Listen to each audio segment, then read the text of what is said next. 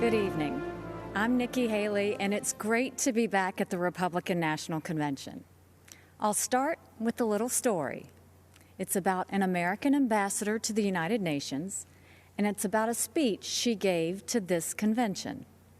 She called for the re-election of the Republican president she served, and she called out his Democratic opponent, a former vice president from a failed administration. That ambassador said, and I quote, "Democrats always blame America first." The year was 1984. The president was Ronald Reagan, and Ambassador Jeane Kirkpatrick's words are just as true today. Joe Biden and the Democrats are still blaming America first. Donald Trump has always put America first, and he has earned 4 more years as president. It was an honor of a lifetime to serve as the United States ambassador to the United Nations. Now, the UN is not for the faint of heart. It's a place where dictators, murderers, and thieves denounce America and then put their hands out and demand that we pay their bills. Well, President Trump put an end to all of that. With his leadership, we did what Barack Obama and Joe Biden refused to do.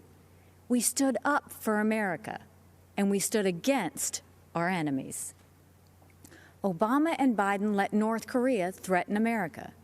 President Trump rejected that weakness, and we passed the toughest sanctions on North Korea in history. Obama and Biden let Iran get away with murder and literally sent them a plane full of cash. President Trump did the right thing and ripped up the Iran nuclear deal. Obama and Biden led the United Nations to denounce our friend and ally, Israel. President Trump moved our embassy to Jerusalem, and when the UN tried to condemn us, I was proud to cast the American veto. This president has a record of strength and success. The former vice president has a record of weakness and failure. Joe Biden is good for Iran and ISIS, great for communist China, and he's a godsend to everyone who wants America to apologize, abstain, and abandon our values.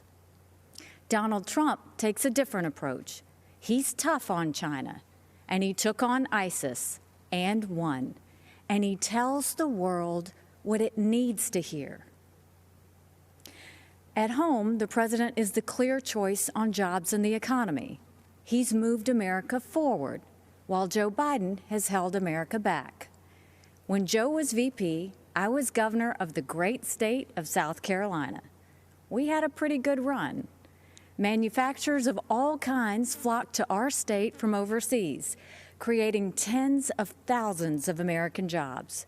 People were referring to South Carolina as the beast of the Southeast, which I loved.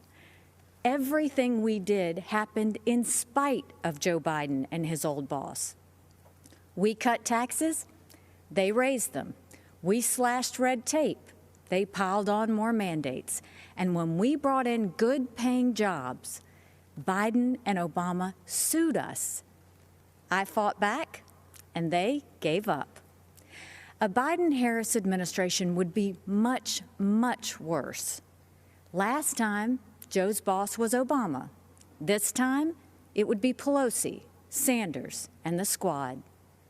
Their vision for America is socialism, and we know that socialism has failed everywhere. They want to tell Americans how to live and what to think. They want a government takeover of health care. They want to ban fracking and kill millions of jobs. They want massive tax hikes on working families. Joe Biden and the socialist left would be a disaster for our economy. But President Trump is leading a new era of opportunity. Before Communist China gave us the coronavirus, we were breaking economic records left and right. The pandemic has set us back, but not for long. President Trump brought our economy back before, and he will bring it back again. There's one more important area where our president is right. He knows that political correctness and cancel culture are dangerous, and just plain wrong. In much of the Democratic Party, it's now fashionable to say that America is racist. That is a lie. America is not a racist country. This is personal for me. I am the proud daughter of Indian immigrants. They came to America and settled in a small southern town. My father wore a turban. My mother wore a sari. I was a brown girl in a black and white world. We faced discrimination and hardship, but my parents never gave in to grievance and hate. My mom built a successful business. My dad taught 30 years at a historically black college, and the people of South Carolina chose me as their first minority and first female governor. America is a story that's a work in progress. Now is the time to build on that progress and make America even freer, fairer, and better for everyone. That's why it's so tragic to see so much of the Democratic Party turning a blind eye towards riots and rage. The American people know we can do better. And of course we value and respect every black life. The black cops who've been shot in the line of duty, they matter. The black small business owners who've watched their life's work go up in flames, they matter. The black kids who've been gunned down on the playground, their lives matter too. And their lives are being ruined and stolen by the violence on our streets. It doesn't have to be like this. It wasn't like this in South Carolina 5 years ago. Our state came face to face with evil. A white supremacist walked into Mother Emanuel Church during Bible study. 12 African Americans pulled up a chair and prayed with him for an hour. Then he began to shoot. After that horrific tragedy, we didn't turn against each other. We came together, black and white, Democrat and Republican. Together, we made the hard choices needed to heal and removed a divisive symbol peacefully and respectfully.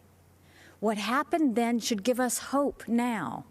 America isn't perfect, but the principles we hold dear are perfect. If there's one thing I've learned, it's that even on our worst day, we are blessed to live in America. It's time to keep that blessing alive for the next generation. This president and this party are committed to that noble task. We seek a nation that rises together, not falls apart in anarchy and anger. We know that the only way to overcome America's challenges is to embrace America's strengths. We are striving to reach a brighter future where every child goes to a world-class school chosen by their parents, where every family lives in a safe community with good jobs, where every entrepreneur has the freedom to achieve and inspire, where every believer can worship without fear and every life is protected, where every girl and boy, every woman and man of every race and religion has the best shot at the best life. In this election, we must choose the only candidate who has and who will continue delivering on that vision. President Trump and Vice President Pence have my support, and America has our promise. We will build on the progress of our past and unlock the promise of our future. That future starts when the American people re-elect President Donald Trump. Thank you, good night, and may God always bless America.